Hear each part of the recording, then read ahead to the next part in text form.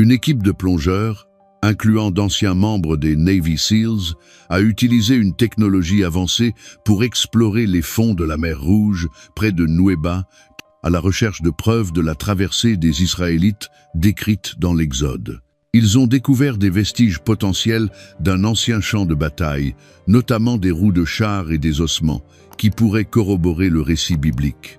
Malgré la résistance de certains gouvernements et universitaires, cette découverte a suscité un vif intérêt et des débats, soulevant des questions sur la véracité de l'histoire biblique et la convergence entre foi et science. Si des chars ont réellement été retrouvés dans la mer Rouge, ils sont probablement liés à la traversée de ces eaux. On dit que la mer garde ses secrets, mais que se passe-t-il si l'un d'eux est sur le point d'être révélé? Il n'y a pas si longtemps, une équipe de plongeurs d'élite a exploré ces profondeurs.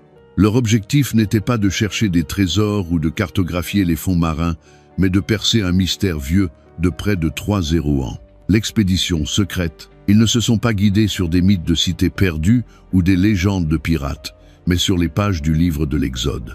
L'histoire est connue. Moïse, la mer qui s'ouvre, et l'armée du Pharaon engloutie par les flots. Pendant des siècles, cela a été considéré comme un mythe, une allégorie, un récit symbolique sans preuve physique.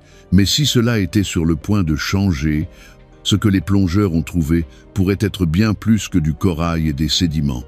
Il pourrait s'agir des vestiges d'un ancien champ de bataille, un miracle préservé sous la mer.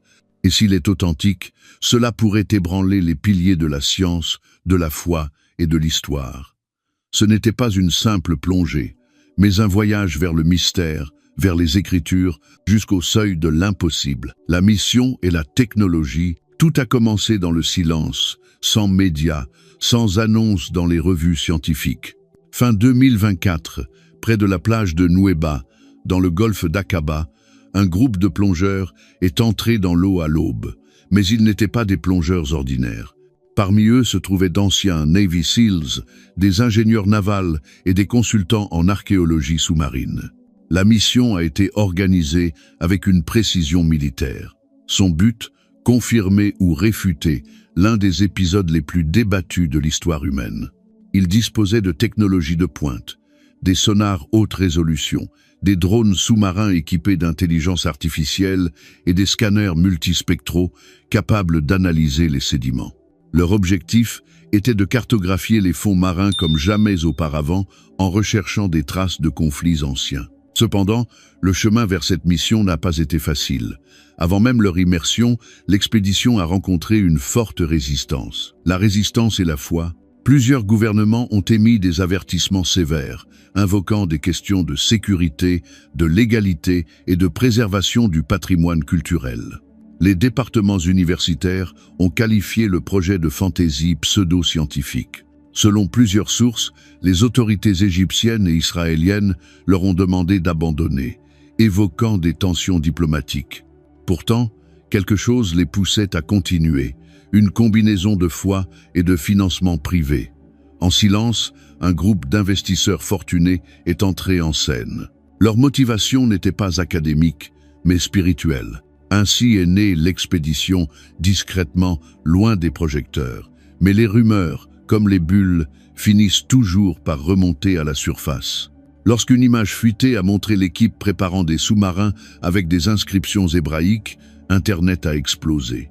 Pour comprendre l'importance potentielle de cette découverte, il faut remonter non seulement à 2024, mais à l'histoire ancienne elle-même. L'Exode, ce moment où Moïse, armé seulement d'un bâton et d'un ordre divin, a conduit son peuple hors d'Égypte. Selon la Bible hébraïque, les Israélites ont fui l'esclavage, traversant le désert jusqu'aux rives de la mer Rouge, coincés entre les eaux et l'armée du Pharaon qui approchait. Puis, le récit sacré raconte que les eaux se sont ouvertes et que les Israélites ont traversé à pied sec. Exode 14, 20 et 1, 22. Alors que les chars du Pharaon les poursuivaient, la mer s'est refermée. Cet épisode est fondamental pour 3 grandes religions, le judaïsme, le christianisme et l'islam. Mais pendant des générations, les sceptiques ont demandé « Où sont les preuves ?» Certains chercheurs ont proposé une nouvelle théorie, le golfe d'Aqaba, près de Nuweiba. Selon eux, une ancienne voie terrestre submergée pourrait correspondre au récit biblique. Cette hypothèse, longtemps ignorée, a soudain pris une nouvelle dimension lorsque les plongeurs de 2024, équipés de technologies inédites, ont exploré ces coordonnées. Ron Wyatt, le pionnier controversé, bien avant les sonars et les drones, un homme nommé Ron Wyatt a exploré la mer Rouge avec une Bible, une boussole et une foi inébranlable. Wyatt n'était pas un archéologue diplômé, mais un anesthésiste du Tennessee. Pour les universitaires, il était un amateur excentrique. Pour d'autres, un visionnaire. En 1978, Wyatt a plongé dans la mer Rouge. Il a affirmé avoir découvert des roues de chars, des ossements et des vestiges d'une bataille ancienne. Ces découvertes n'ont jamais été validées par la communauté scientifique, mais elles ont inspiré des générations de chercheurs indépendants. La découverte de 2024, l'équipe de plongeurs a d'abord exploré des fonds marins apparemment inertes, puis des formes géométriques sont apparues, des cercles, des axes, des structures métalliques. Des fragments de chars, des ossements humains, des restes de chevaux fossilisés, tout semblait figé dans le temps comme un champ de bataille submergé. Les images ont fuité sur Internet, provoquant un débat mondial. Certains y voyaient la preuve de l'exode, d'autres une anomalie géologique. Puis, les vidéos ont commencé à disparaître. Censure, théorie du complot, quoi qu'il en soit, la question reste ouverte. L'archéologie biblique renaît. Cette découverte s'inscrit dans un mouvement plus large. Les nouvelles technologies révèlent des anomalies qui remettent en question les récits historiques traditionnels.